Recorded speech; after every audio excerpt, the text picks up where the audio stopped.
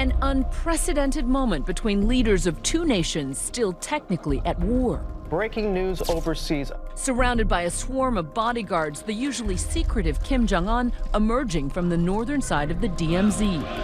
Wearing his trademark Mao suit, Kim walks over, smiling to the ceasefire line, separating North and South Korea, for this handshake with South Korean President Moon Jae-in. A remarkable summit viewed live around the globe.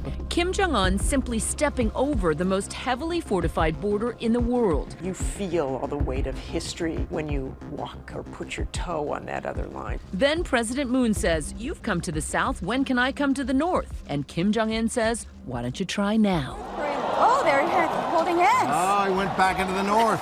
Look at that. Almost as if they're erasing the line.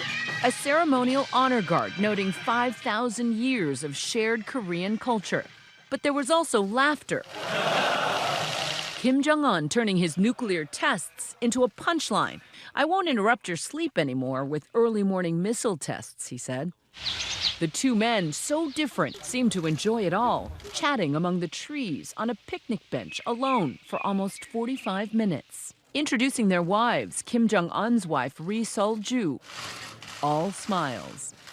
The two leaders promising to sign a peace treaty this year, formally ending the Korean War and pledging the denuclearization of the peninsula.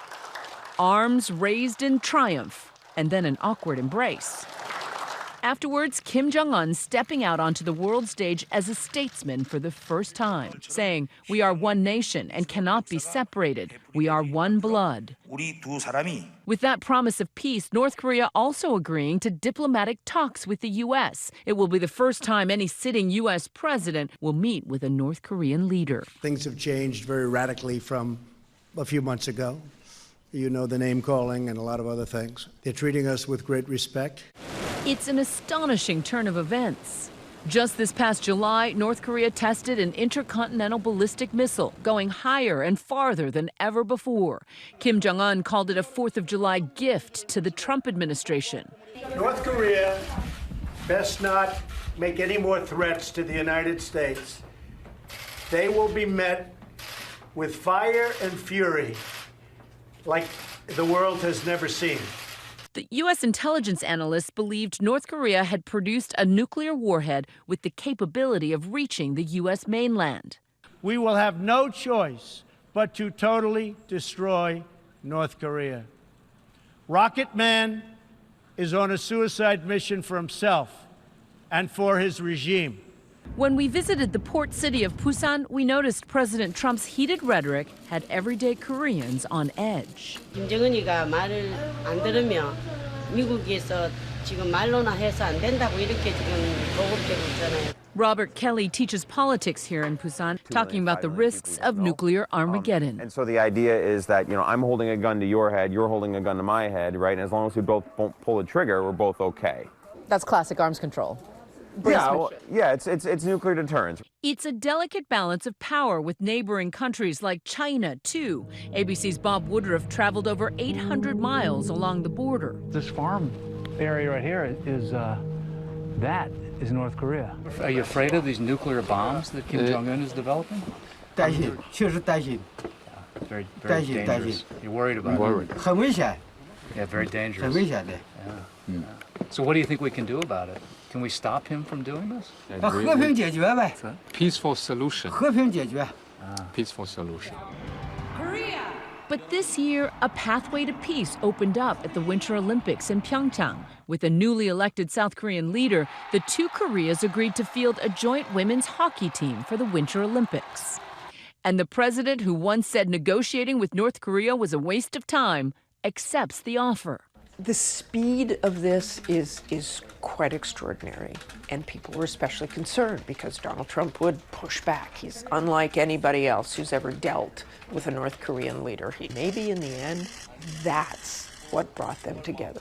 It will be a delicate truce. If history is any guide, trusting the North Korean regime can be a risky proposition. Even if President Trump sits down and the North Koreans promise to denuclearize, we are a long, long way from knowing whether they will actually do that. Kim Jong-un stands accused of starving his own people, brutally executing and torturing members of his own family and inner circle for disagreeing with his policy. It's a gulag. There's massive human rights violations. People are starving. There's a whole effort that needs to happen. You really have to remember what's going on inside that country and what he's been responsible for. I cannot look at him without thinking of Otto Warmbier.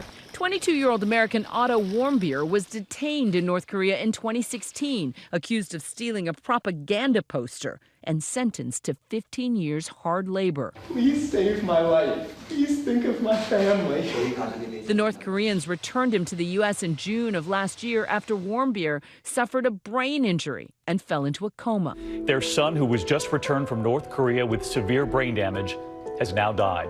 North Korean officials denied cruelty, saying we provided him with medical treatment and care with all sincerity of a humanitarian basis until his return to the U.S.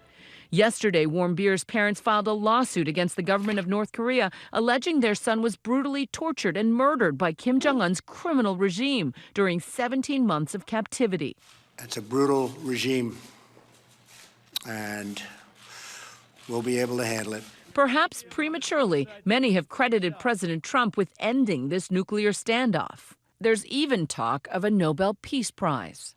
I think the responsibility has fallen on the shoulders of the President of the United States. And I think I have a responsibility to see if I can do it.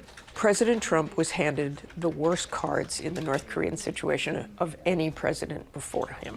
All the presidents before him who were negotiating did not have a North Korea that was capable or very close to being capable of launching a missile with a nuclear warhead. It's been more than 60 years since the ceasefire in a war that cost hundreds of thousands of lives on both sides. It's unclear if this truce will pass the test of time.